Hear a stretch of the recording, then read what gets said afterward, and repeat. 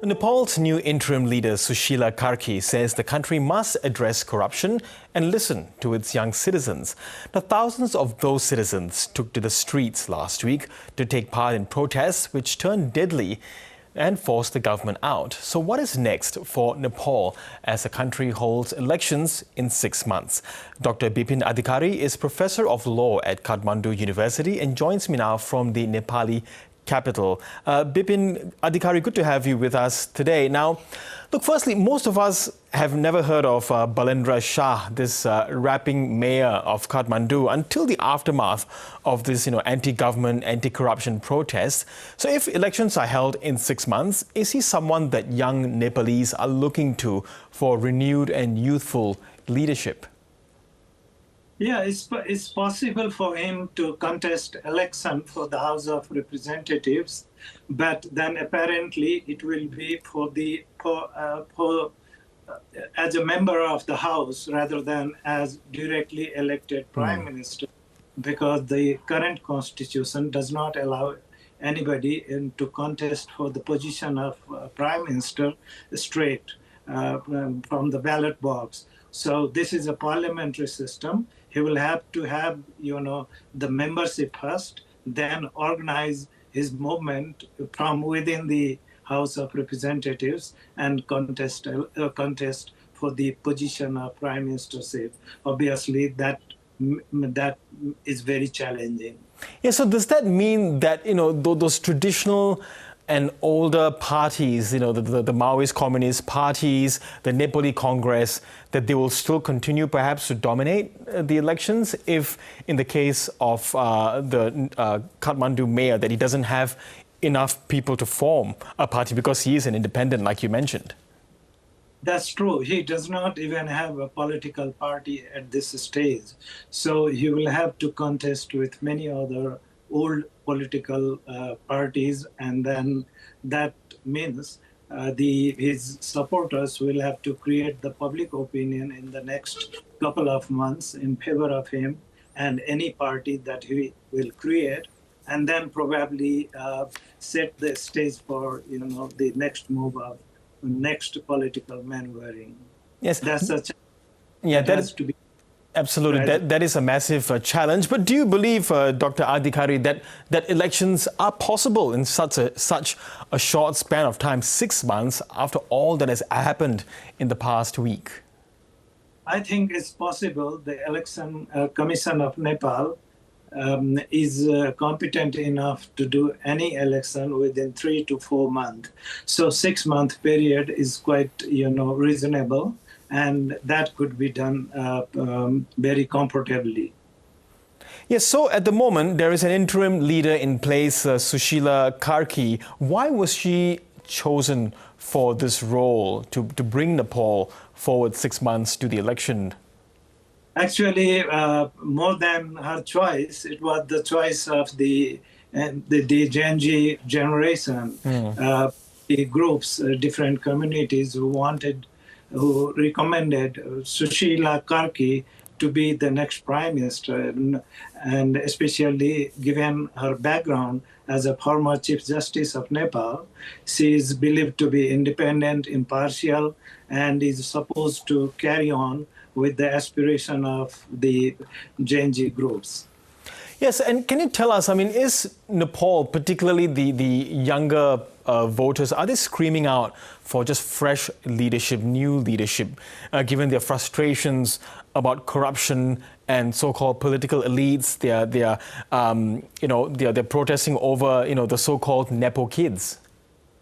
That's true. In fact, their main protest is aimed against the leadership of all existing parties who have been there ever since early 1990s, and there is no change despite different elections over these periods. So obviously they want that change now, and they want that some youthful people, some fresh faces coming up in the power out of this midterm snap.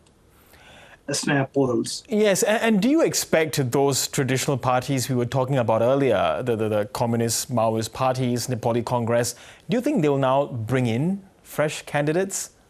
Yes, I think they are now under compulsion because the political front is, at the helm of affairs.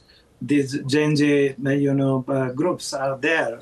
So they will have to, the political parties will have to face them. And if they don't give new faces, then obviously they will have challenging times in the future. Yes, and of course, one of the bigger challenges there is what the interim leader brought up in her speech not long ago, in that she wants to make this push towards ending corruption in Nepal, and there are symptoms of that we saw during the protests.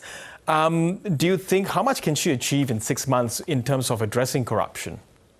I think she can do a lot. There is a possibility, there is a constitutional anti-graft body which is very powerful, but that will have a new environment now to pursue their job. So the environment is there and the leadership is there to back up the process. Obviously, there are many things going on, and they will definitely get an opportunity to get everybody with corruption charges on board, and the legal system is strong enough to sustain them. Yes, and we heard earlier from the interim leader, Sushila Karki. She was saying that the protesters, both who have died, they're going to be classified as martyrs, and compensation will be paid to their families. What does this tell us about what she thinks about what the protesters have done? She's just sort of justifying, agreeing with what these protests were all about? I think on this during this September 8 and 9 protest, many people have died, and most of them are young people, even minors. So these people want those people who are shot dead to be declared the martyrs of the country, and then given enough opportunity to the family and others to overcome the agonies through which they are coming up. And obviously the Prime Minister visited many of these ailing parents, as well as people wounded in the hospital beds, and she assured that there will be, the government will make enough provision to, make sure that their concerns are properly met with, and then the independent investigation of the